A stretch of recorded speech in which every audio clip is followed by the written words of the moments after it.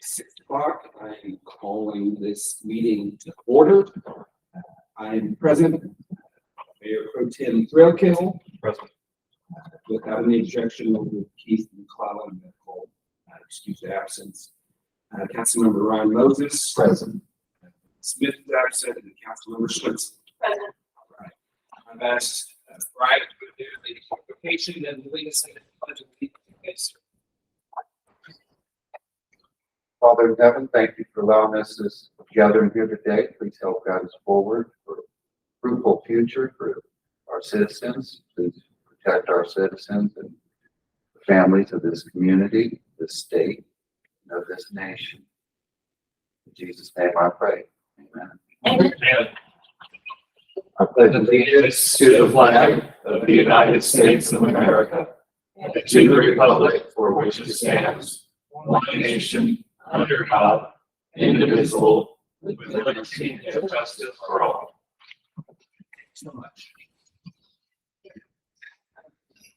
No announcements. Are there anybody that signed up for public comments for it?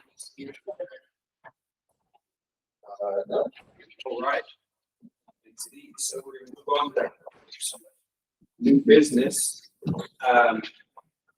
So who's doing the presentation on this? This is regarding the investment grade audit performance services related to the safety of water. What should speak with performance services? Go ahead. Try to keep it going. Mayor, Council, thank you very much for your time.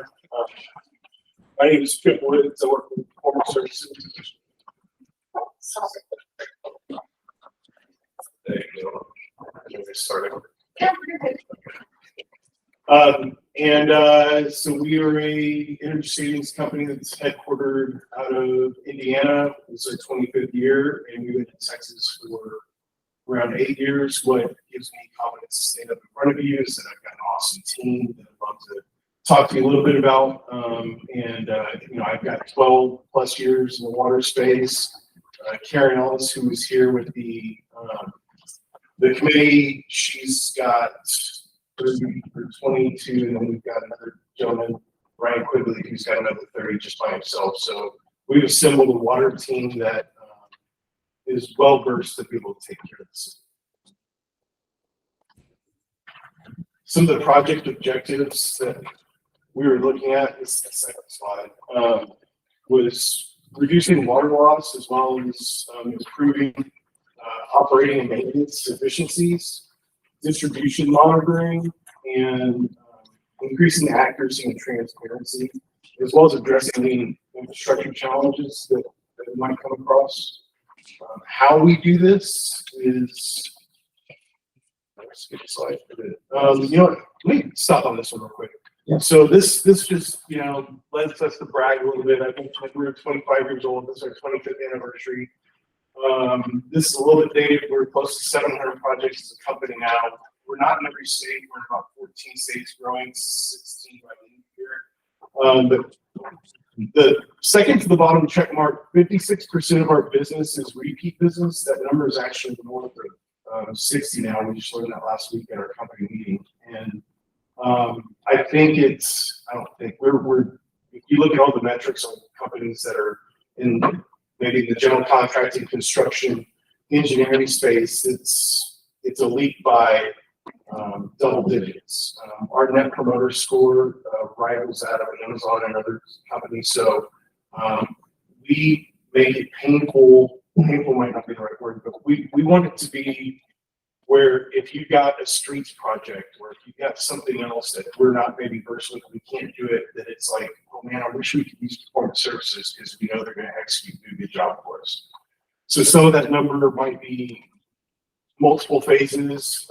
A lot of it's born in school districts. We leverage the legislation here in Texas, and we've done a really good job of it in doing AMI smart metering projects, and then rolling into doing some design build for wastewater improvements and things like that. So, but the 56% repeat business is something that we're very proud of. Scroll. Hit on the project objectives. the slide after this is a bit of an eye chart, but I wanted you guys to see a snippet of the legislation that defines how we can actually do this. It's the one after that, sir. And so essentially this is defining energy savings, electricity and or water. It's what does that look like? It could be operating savings, maintenance, and that, you know, it can be truck rolls, re-rolls, installs, high-rating meters, the efficiency of the meters, how accurate are they? And so if we can implement measures to correct all of some of these things, then it provides, you know, a couple of things. Technology will allow for better transparency to your residents, but it also accounts for every drop of water. So it's, you know, conservation minded in one hand, and again, it's being good stewards of the precious water that we have. And again, here's another how we do it in Texas. That Title IX local government code, that's the code that was just in the previous slide. We are on the TIPS contract, so more than 90% of our contracts are approved through being a TIPS vendor. So we've been vetted out. That does a lot of times mitigate, you know, having to go out for bid for things like that. These are some of our references. You know, the top banner is a lot of, I mentioned we do a lot of stuff with schools. You know, another thing, if we do any design build work, we do it with an Energy Star rating. So I think 8 of our buildings in Austin with Austin ISD are Energy Star rated. Just to point that out, not applicable for you guys, but we're very energy conservation minded. Jacksonville was in that second banner.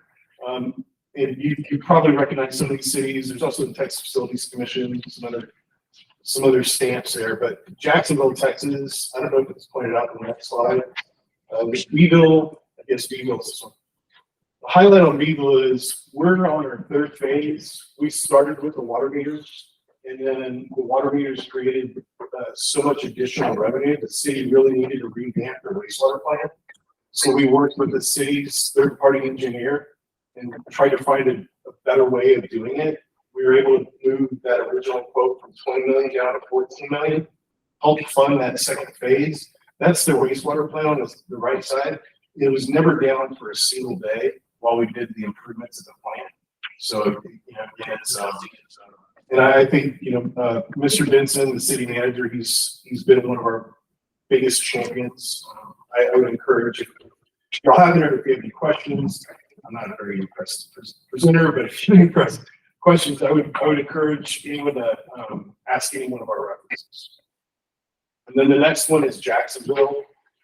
You know, there's a little bit of talk of the snow, and you know, snow in South Texas, like it's never gonna happen. We had snow again in 2021.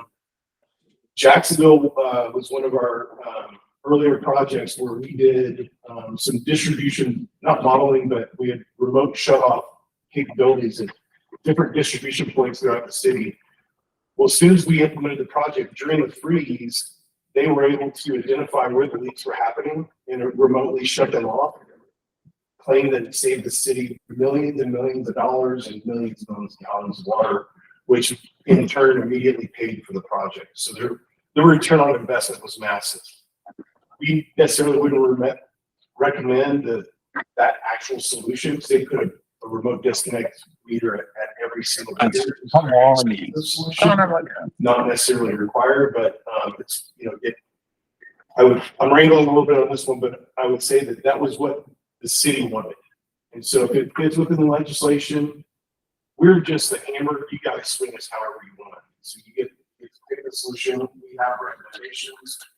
They picked a great brand. It was just a solution that we probably wouldn't have leaned for, because it, again, was really expensive. All right. And then that project, because they were able to save some money, our marketing team went out and advocated for a couple of awards. One was the TML award for the project for cities under 25,000. And the other one is the Smart 50 award. That is for the Smart Cities 50 projects globally.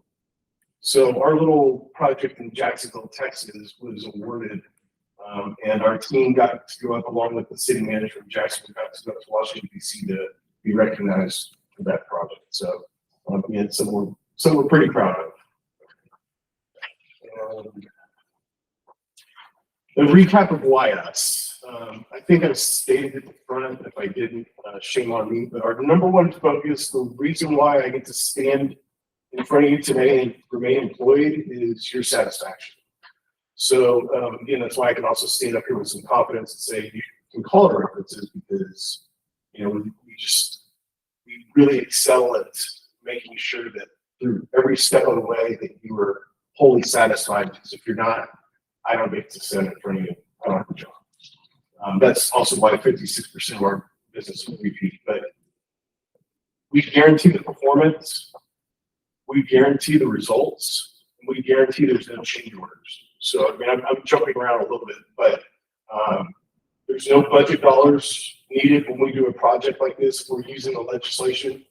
We've got to make sure that whatever we implement, and it's collectively agreed on with the city, that it pays for itself by more than $1 every year for the principal and interest. So, we like to talk about that, especially because in this time of year, you either are a little bit late on your budget season, or you just finished it. And it was a painful, sore subject. No one loves it, but everyone's got to do it. No budget dollars are needed for this, and so it's an excellent vehicle to help you get things done with using smarter savings in today's dollars.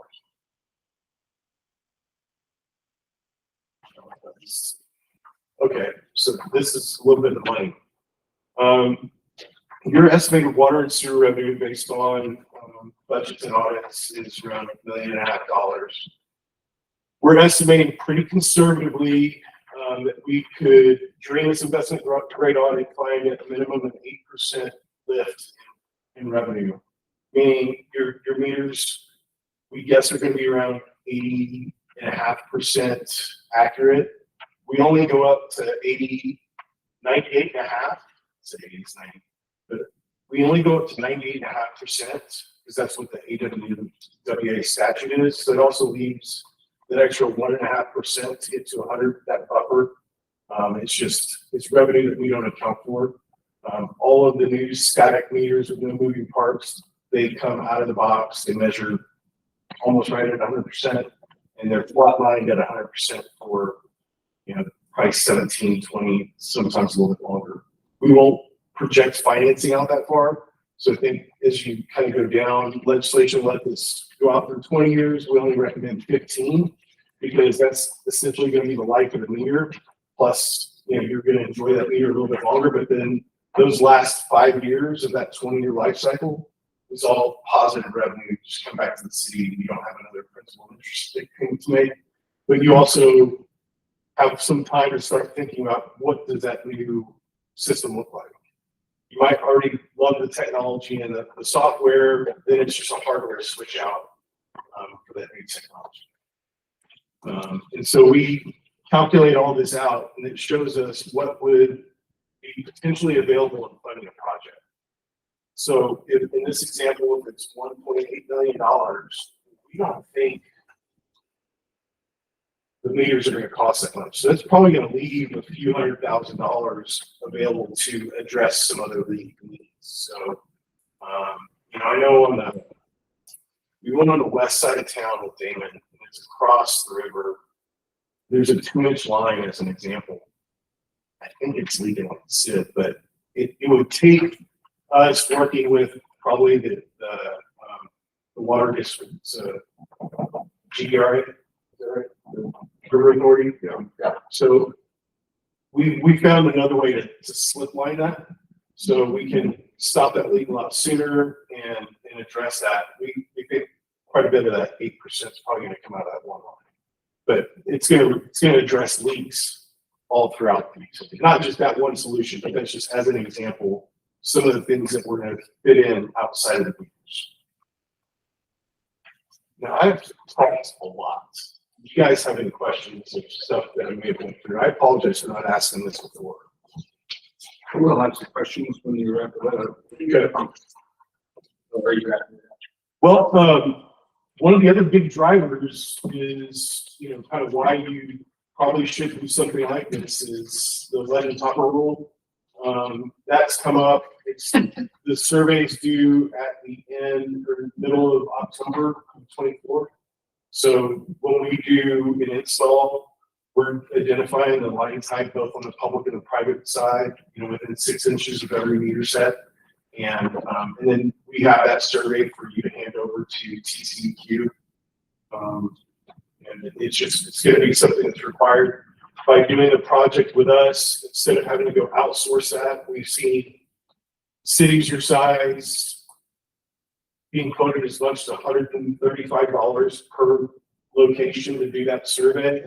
It's going to cost us less than 25% of that, I think. So it's a real benefit that you can quantify with dollars as to why you would do it at the time of doing the bigger project. And then, so more of the why. 0 upfront costs. We guarantee the results. The cities have the ability to do a tax-exempt lease purchase where you can defer up to the first 36 months, which essentially is, if we started this project in January, it would be the first year would be in our construction year. The second and third year would be deferred if you chose to do that. So you have a full 3 years of realizing benefits of whatever we're doing, the meters, the increased accuracy, and things like that. You would see that benefit without having to take principal and interest payment until that almost like 4th year. So that's just one of the options in doing a tax-exempt lease purchase, leveraging the legislation. One question on that, the middle one, remote shut-offs and reactivations managed is the solution we're looking at would not have that capability. Is that correct? Well, you can add bolt-ons. So if there are some pain points, and that's another benefit of working with us because we don't have a product. It's really whatever the city chooses. There are some bolt-on solutions that, I'm sure Dana and staff know that there's probably a handful of customers that are just non-payment every year, or maybe there's some vacation homes that want to have that water shut off when they're gone. There are options to do that at a onesie twosie as opposed to doing a full distribution wide. And then something we've done in Lufkin is we've done a remote shut off valves in different parts of the city, so they can isolate different sections, especially if it's got really old infrastructure and they want to do some work. It's easier to do that than to have a main break. Any other questions on that one? Oh, actually, scalable infrastructure, IoT. Mhm. Is that acronym? Internet of Things. So it's one of the big smart cities and Internet of Things.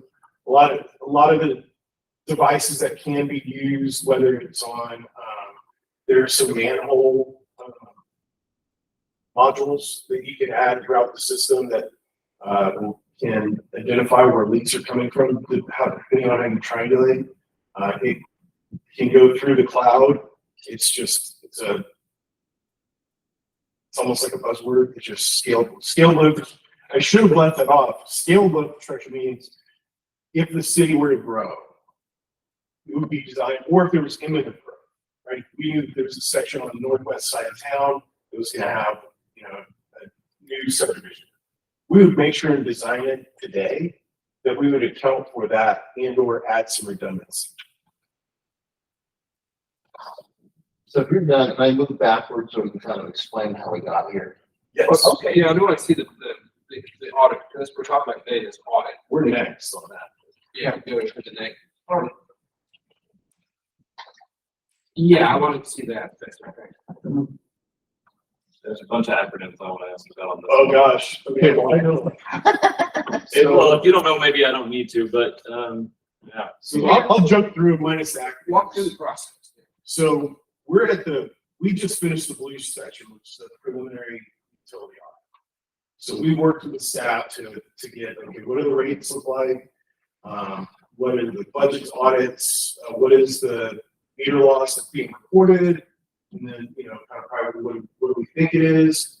And then we've done some field work. So I mentioned we went out and saw that one line. We looked at some meters, and then got a lot of really good tacit knowledge from Damon and the Infomart guys. So we've identified what the existing conditions are and what the preliminary economics look like. So and then what this does is kind of that, it's not even speed dating, it's that early stage of, hey, are we going to be a thing? This is work, it's got to work for us because, we do that at risk on the front end. So again, it was very helpful. The staff, to include Infomart, was very cooperative, but we have to make sure that, okay, when we get into the investment grade audit phase, which is why I'm standing right now, we do take some risk on there because even though there is a breakaway fee, that only covers our third party costs. We'll have probably close to $75,000 or $80,000 built into the job. We're not charging that at the city, but we're not in the business of making money off investment grade audits. We're in the business of having them justify or prove what we thought in the preliminary and then move forward into the execution. So your precursory plans, are we messed up and up to date? yes, sir. Okay. Yes, sir.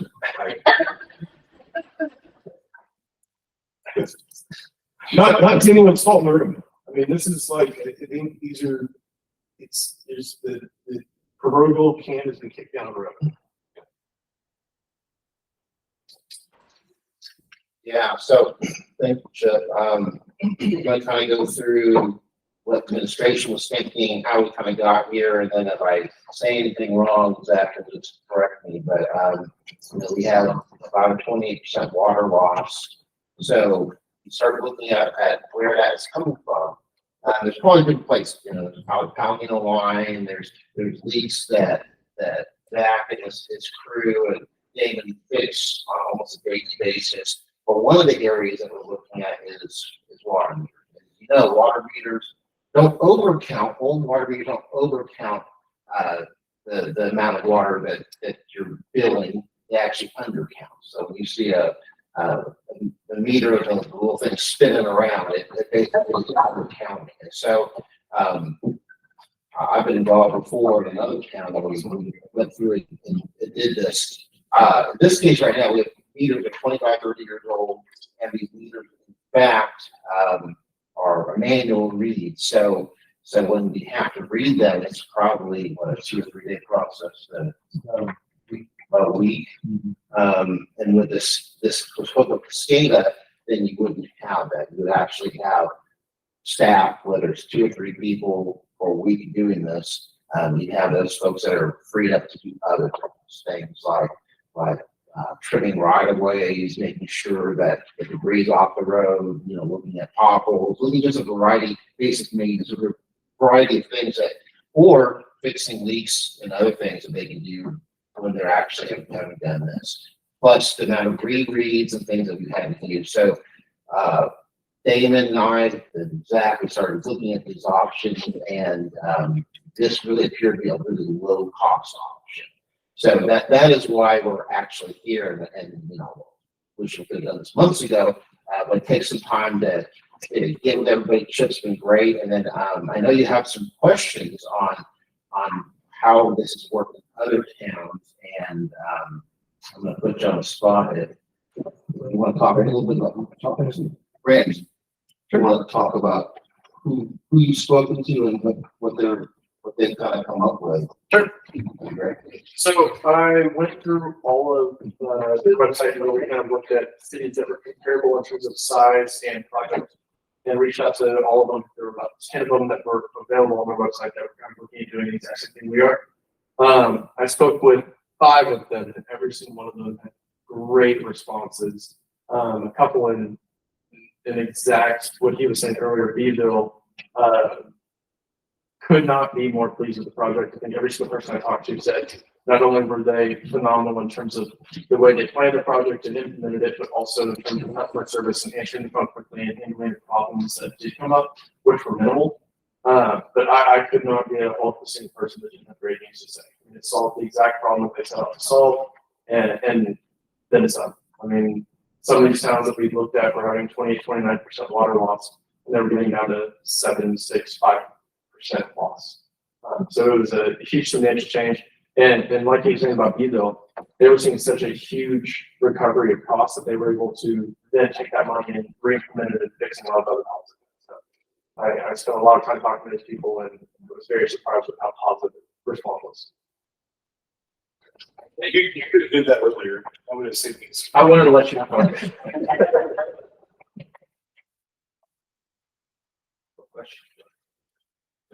Does anyone have questions? Okay, warranty is on the equipment and service. It depends on the equipment you choose. Majority of them have a 20-year warranty. Some of the systems are prorated 10 plus 10. So the first 10 years are fully warranted. The second 10 years are prorated. Some systems are the accuracy is guaranteed for the entire 20 years. With the battery technology, and again, I came from this environment, so I worked for one of the manufacturers. The battery technology in the meters are it's 98 from what it used to be. They used to use like NiCad, what was in our old kind of cell phones that didn't last at all, and now it's they all have lithium. We're seeing, and even in South Texas, that had some of the first lithium batteries, they're working in year 17. And so, because there's no moving parts with these meters, we anticipate they'll receive a full 20-year lifespan of them. But we, also having been in the industry for the last 12 plus years, we don't recommend you can finance out to 20 years because the legislation doesn't allow you to do it. We feel like 15 is a good spot to be in, and hopefully that answers. Sure, that leads me to another question. I didn't realize they had batteries. It's just a little, I know about the so if there's power outages or internet outages, do any of those events affect these meters? No, because well, yes and no. So almost all of the meters and all the meters that we would put in front of you, and certainly the one that we really like for you guys, they've got, again, because they've got batteries, they've got smart boards inside, and they retain information for up to 40 plus days. So, but they communicate through data collectors that are put up in different parts of town. And so if something happens to one of those data collectors and it gets struck down, options are, and we can look at this through the audit, have some sort of ongoing service contract, maybe something that Mark can still help out with, or it's something that we help them tackle. We had another project outside of Dallas. They had lightning strike and then strong winds came down and actually blew off one of the data collectors off of a tower. So we helped immediately engage. Instead of the city doing it, we got involved, worked with the manufacturer, and then had an installer put that back up. So What happens if water hits, lightning hits one of the water pipes? Fry all these things? I've never seen that. It's on our luck, though. Yeah. Yeah, it's funny. I don't think I just don't see it would fry whatever it hits, but it wouldn't fry all of it.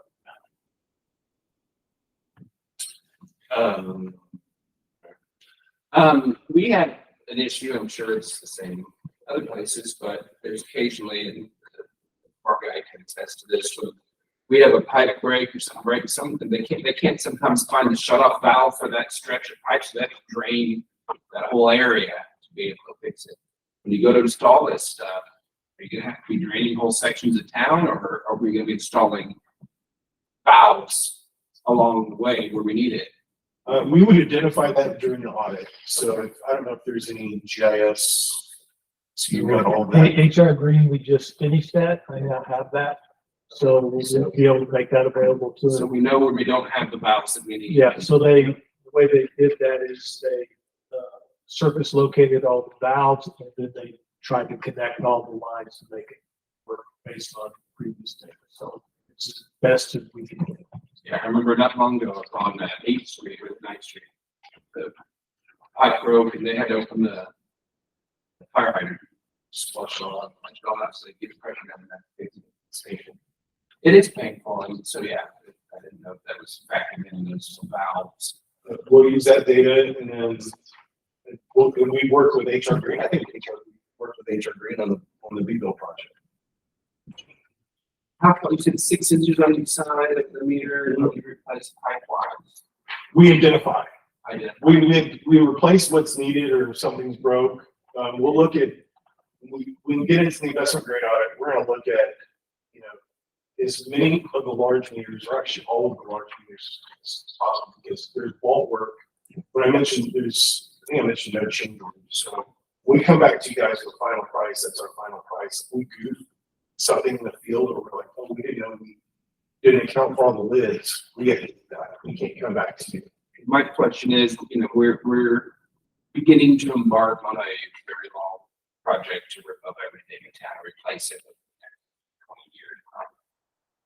And that means all these meters will go back and eventually touch, you know, hook them back up from the city side. I'm wondering if it's worth coming and putting, you know, the piece of pipe on the city side of the foot or so we can connect easier later on, or is that not where? So it's just a tap. So if when we relocate the water lines in the future, then you're just making a new tap and it goes back to the meter with appropriate companies.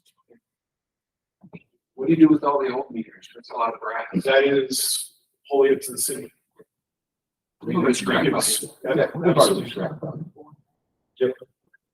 And all this savings and less work, are we gonna see any savings on our Infomark invoices?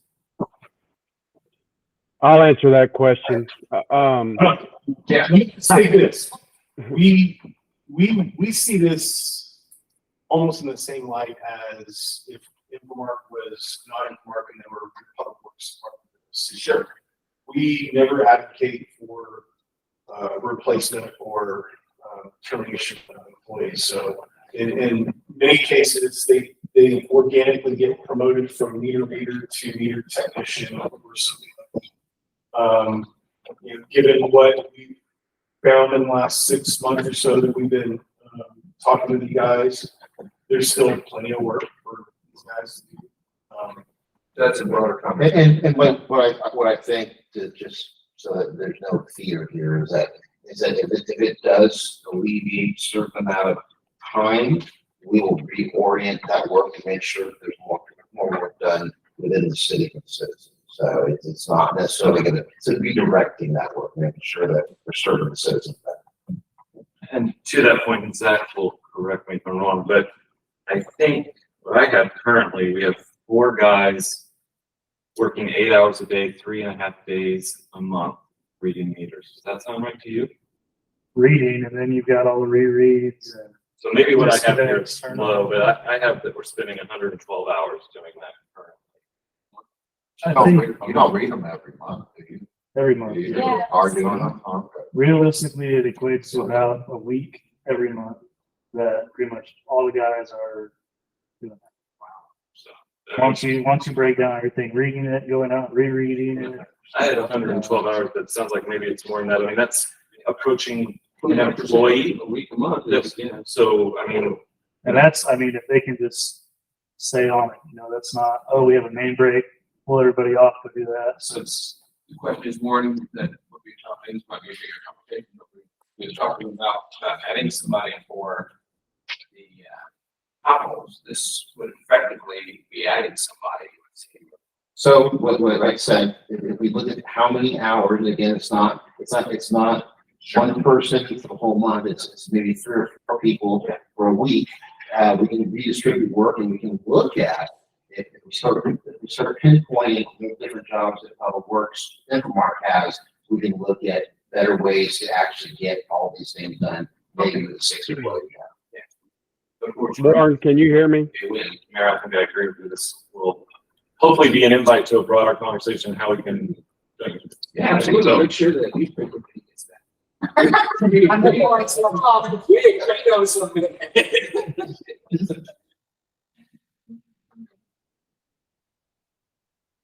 Yes, of course. How do the new meters work? It's, Lithium batteries. I mean, like the new one, well, I don't know. Jump in. Like now they're currently going out and manually reading. So can you explain like how the new meters would work? so how the current meters work is there's likely a mutating disk or some moving part. And there's water flows through, it moves a little bit slower, probably a lot slower than when you guys first bought it. And then there's just an odometer on top that calculates how much water is going through, and the guys are lifting the lid, plugging in, okay, this is how much I saw in here, and then it gets pushed into your billing system. The new meters have no moving parts, so they majority of them use ultrasonic technology, so it's a transit time, so it's got sensors inside the flow tube, and it's reading the flow of water, and so whatever that volume is, then it communicates. And now the new meters, some of them will listen for acoustic leaks between the meters and like everywhere around. So now you'll have a heat map of where those leaks are maybe happening. So it allows the team to go out and more quickly identify them or be a little more strategic on that. And it communicates with some sort of radio. And it's majority of the time it's RF technology. It goes up to a data collector or a gateway of sorts that collects the data and then shoots it out into the cloud. All of the data is hosted in the cloud, available to anyone that the city chooses to have access to the full, city data, if you will. And then there's all sorts of analytics tied to that. And those come in once, a couple times a day, but it's hourly data. So now you're getting 96 reads. If it's 1500 data, you're getting 96 reads every day. If it's hourly data, you're getting 24 reads every day. Every customer will also have access to a portal for their consumption. They'll be able to very likely set up thresholds, like, hey, I want to be notified if I'm exceeding this because I know I don't want to go into that next tier. For those that are conservation minded and or on a budget, you want to know if I have a leak. If there's any sort of consumption, maybe you're out of town and you want to know, hey, it's my neighbor Warren over here pulling some water. I might want to know about that if I'm not in town, so you might be able to go through the analytics. And then he'll notify you. If one of those events happens, it's going to send a notification however you determine. So either a text message and or an email. Those are unlimited, so you can have you and maybe your parents or your neighbor get a notification, hey, there's something going on. Yeah, like This if you're out of gives me- town and you have like No. if you're out of town and you have like a toilet break or something, then you could like call someone to shut it off. But this leads me to a question about how the technology interfaces with FundView. So And it's some of these sound like a la carte items to me. Is that true? So Or I was gonna ask if it fed in the fund. So the data automatically feeds into our system. So instead of guys having to actually type it in from the field, this actually goes straight to our system. And it's compatible, like we have FundView for our utility billing software, so it would communicate with FundView. Hold on, so there are project manager on this. Oh, They will help work with us at the beginning to make sure if it's a fun deal, they'll work with Sasha to make sure all of that kind of works out. That's a great transition because so if we get through the investment grade audit, it proves like what we think is going to happen. Then we come to you with a self-funding project. You greenlight it. We immediately put in a purchase order for the meters. But then we also immediately start working with the meter vendor on an interface file that interfaces with their software in front of you. okay. And then they do soft handoffs to make sure, okay, everything's communicating right. So then we slow roll, we'll install 50, maybe 100 meters, and then see those come through. Once those start billing, we get a green light from the city and Sasha. Hey, this all looks good. They communicate with FundView. Everything looks good on our end. Then the installers pin their ears back together. So actually what you get is everyone gets a monthly read on that day rather than some get read on the 30th, some get read on the 2nd.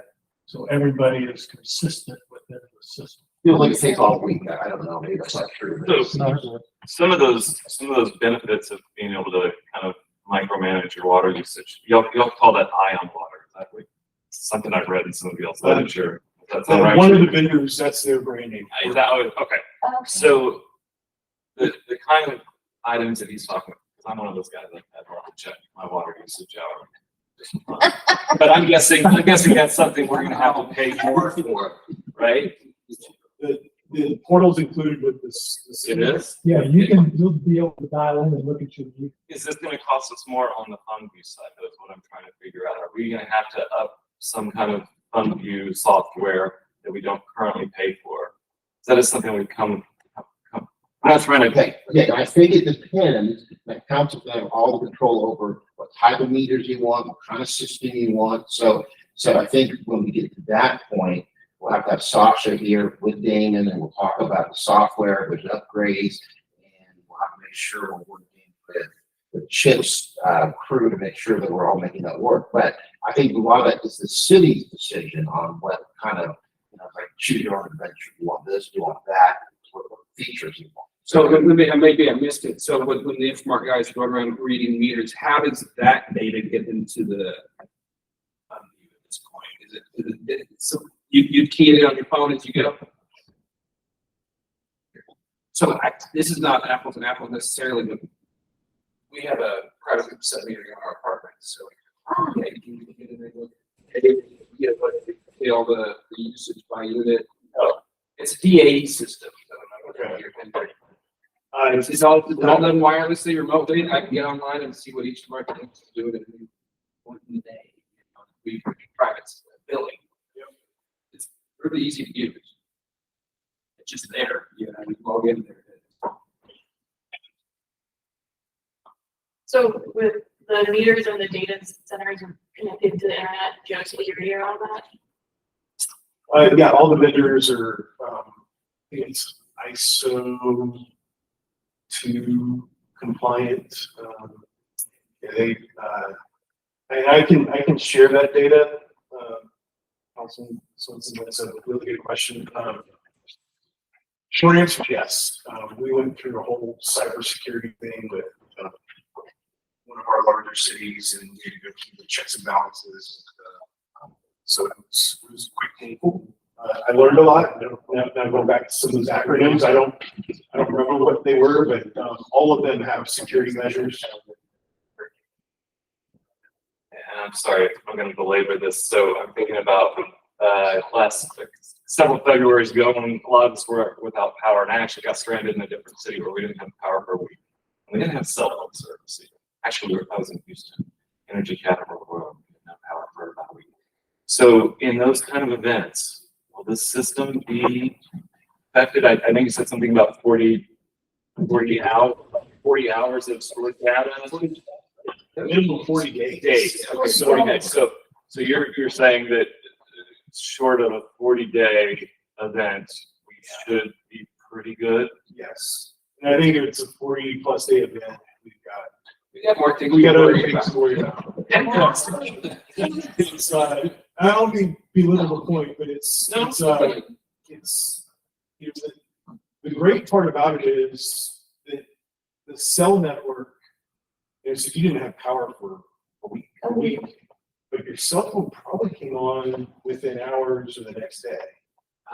So if you had some portable charging capabilities, and it depends on where you were at. So if you're close to a hospital or something like that, they may have throttled it down and put it all in the emergency network, so no phone service to get out.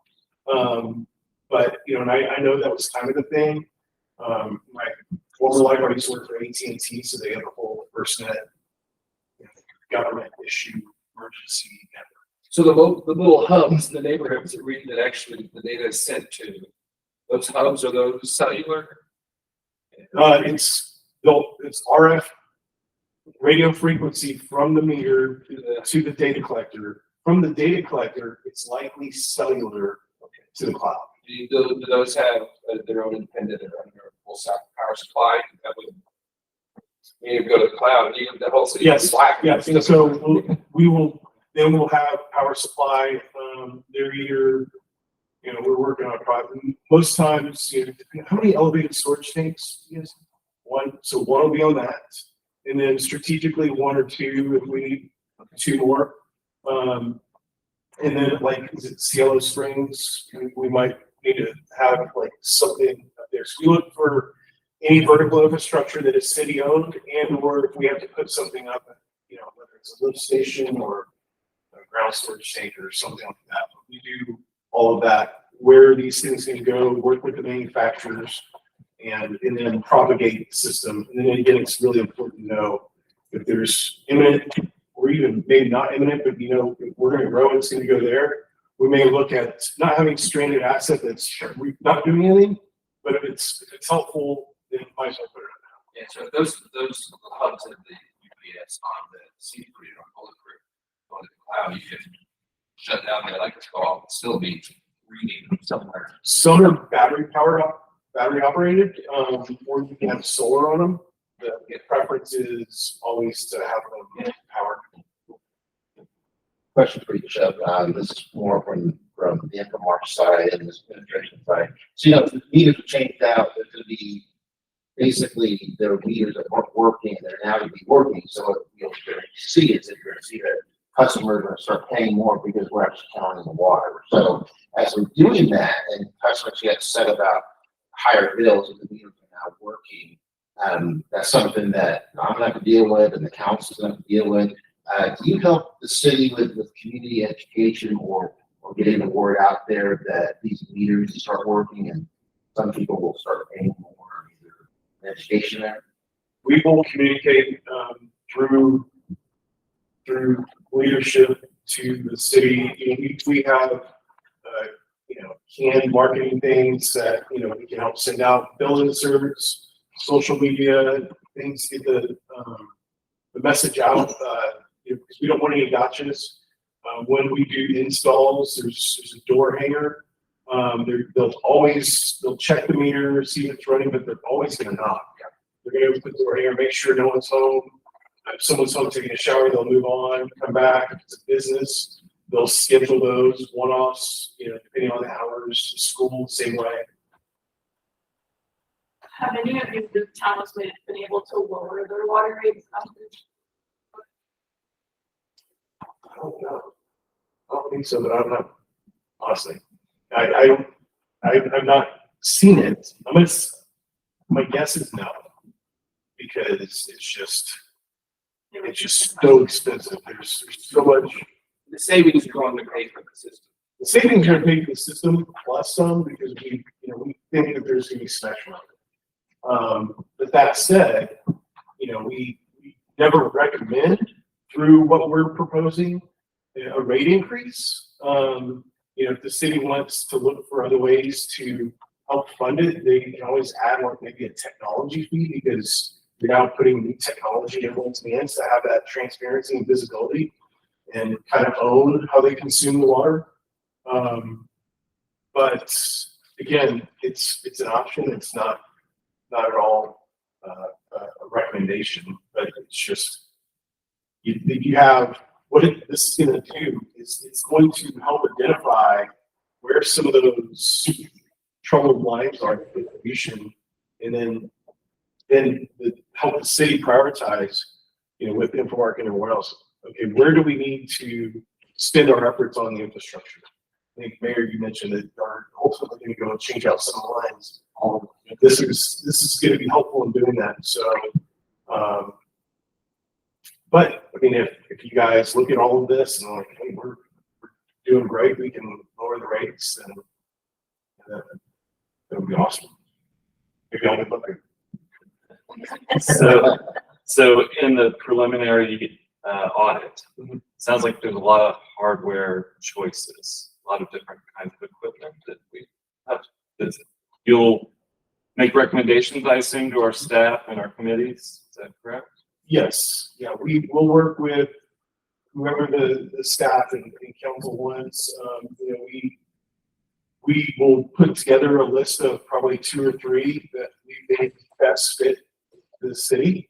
And, but if the city's done some research and one of those 2 or 3 aren't on there, we'll bring them up. And if you guys have those, tee them up, we'll look at all of them and we can help narrow them down. You know, for one of the other cities, we did a meter matrix, if you will.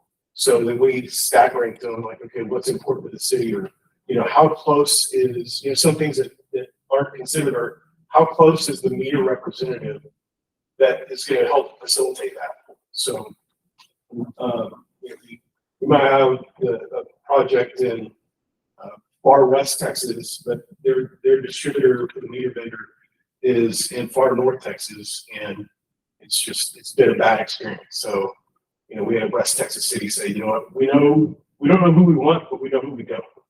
And so it's, you know, we can, again, it's all based on the guidance of the city.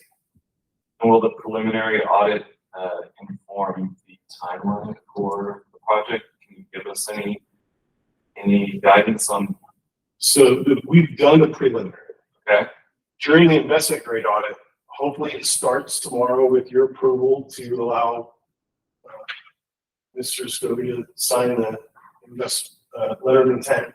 But we will have an internal kickoff meeting, immediately have an on-site kickoff meeting, and then we'll be hiring the third-party meter tester, because we can't come and do the testing because that doesn't fit with legislation, but just for full transparency, we want a third party to come and do the testing. And so that investment grade audit takes about 60 to 90 days. I anticipate us coming to council late, probably sometime in November before Thanksgiving with, here's what the rollout timeline looks like here. And by that time, we had met in, we can hold a workshop. We can have some of the meter vendors come in and do a presentation. So, you know, a lot of things will happen in that first 60 to 90 days during an investment grade audit. But when we're done with that, we come back with a fully engineered, fully stamped investment grade audit that is now owned by the city, but then it'll, you know, justify doing the project using legislation. Implementation timeline? 6 months, a year, 2 years? Oh, depends on when we get the meters in. So if, let's say, if we all agree this is good, it fits legislation, it's blessed, contracts are signed, let's say, call it into December. We immediately place purchase orders, depending on what the meter vendor has available, which meter vendor you choose.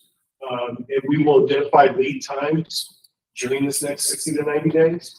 Then we'll have a better idea of, okay, well, we know if we place that order December 31st, we're getting, we can anticipate getting meters on the ground and, you know, in February, and then it's going to take us 4 months to install, like something like that. So then we'll have a drop dead, like we might even have another month. We always, in everything we do, we over deliver and under promise. So I know I said that backwards. But, What's the longest time any individual water user would reasonably be out of water while you're working? You know, you gotta shut off the whole, just the neighborhood, and when they shut off the meter, they'll swap it out with a spool piece or another meter. So it's just really quick that the homeowners without water, they'll take that, they'll go test it, and they'll bring it, that same exact meter, and put it back. but for the actual installation. It's around the same process. It's just a few minutes. They're pretty quick, and so we're not talking like hours. And Warren, this action item is to authorize you to sign the letter. Yes, yes, it is. Yeah, we can start doing the adjustment right on. And that's what's, And so can you talk to us about the number 43,800 that we're on the report, we decided to back out, like, essentially, is that correct?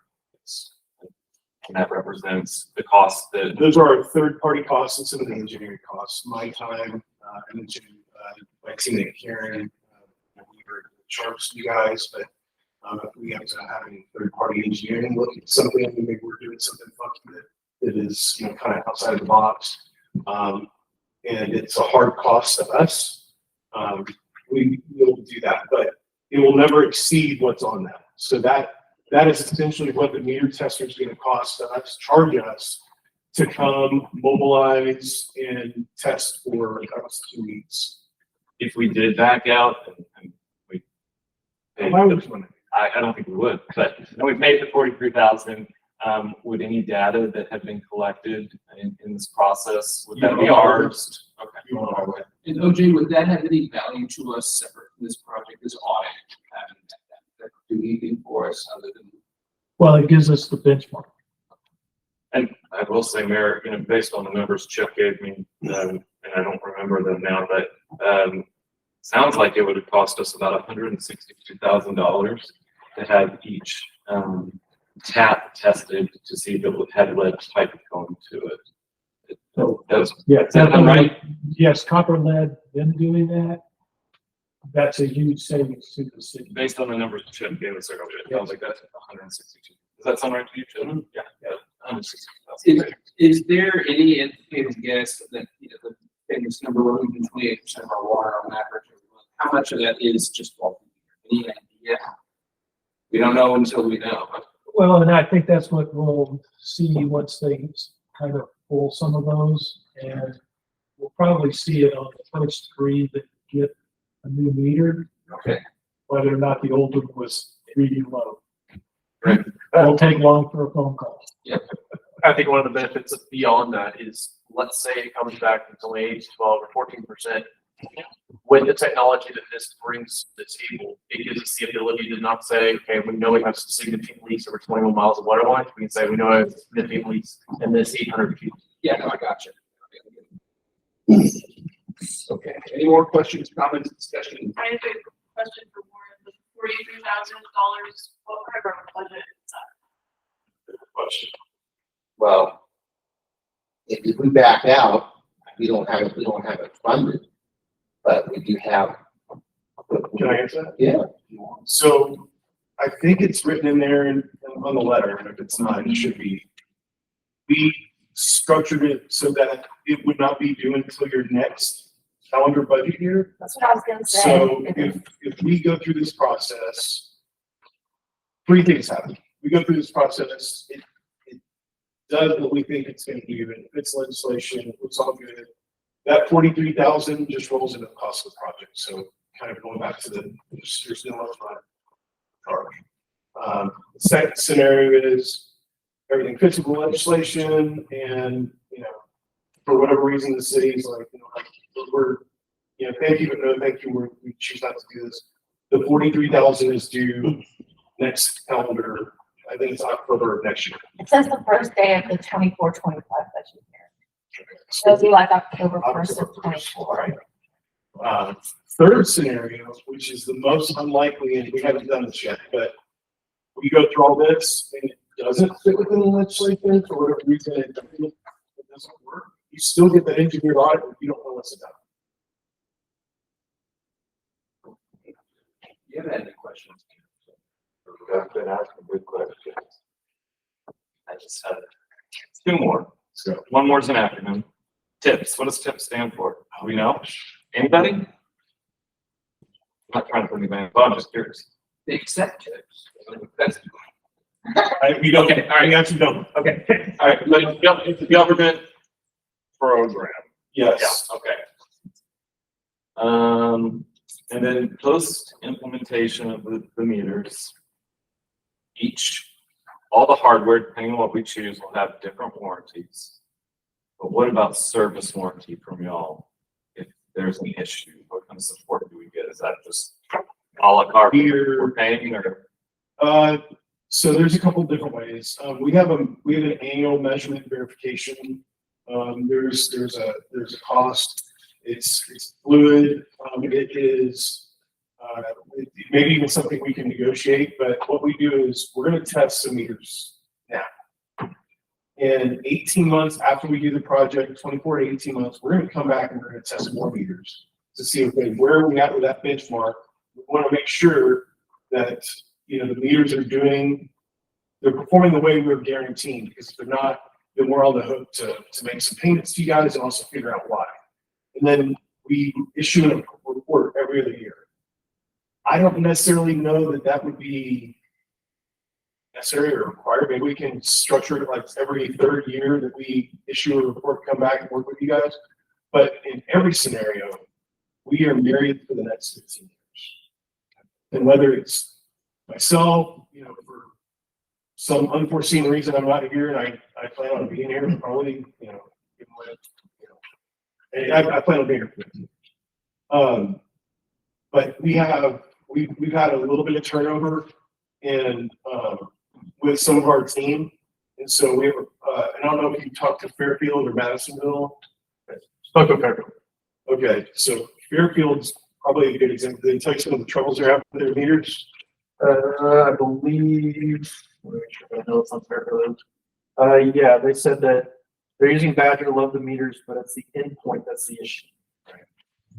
Basically the connection that communicated the water, not the meter itself. Right, so they're using cellular technology, it's LTE. I didn't work on that project, but I'm very involved in it because, you know, we kind of stand by our customers. So with Fairfield, Madisonville, the meter vendor wanted the city to take out all the endpoints that weren't working and send them back. And then you wait 6-8 weeks or however long it is for the meter vendor to do their quality assurance testings and then send them back either replacement product or the same product if they deemed it was still okay. So then you have at least 3 months of the city not having, they don't have to evaluate their meters manually or do some estimating. But because we're involved, Karen and I have worked with the meter vendors and that's not acceptable. And he said, well, they're just 5 years old. So you guys need to send a new product and then you need to send a team to come change it out. And so, I mean, that's part of why the technology, albeit not our fault, we stood by our customers and I trusted if they had another project, they're gonna be like, you know what, I think I'd rather hire performance services because I know that they're gonna be here tomorrow. You know, 'cause it's, you know, depending on what you're doing, it's technology, it's water, sometimes things happen. And then you want to have some side. I was showing the councilman, I think Tips is Texas interlocal purchasing. Yes, I was trying to look it up. I think I sent it. So many attachments, I think it sent a copy of our contract. It's basically set up by the state so that we don't have to, you don't queue for services. That's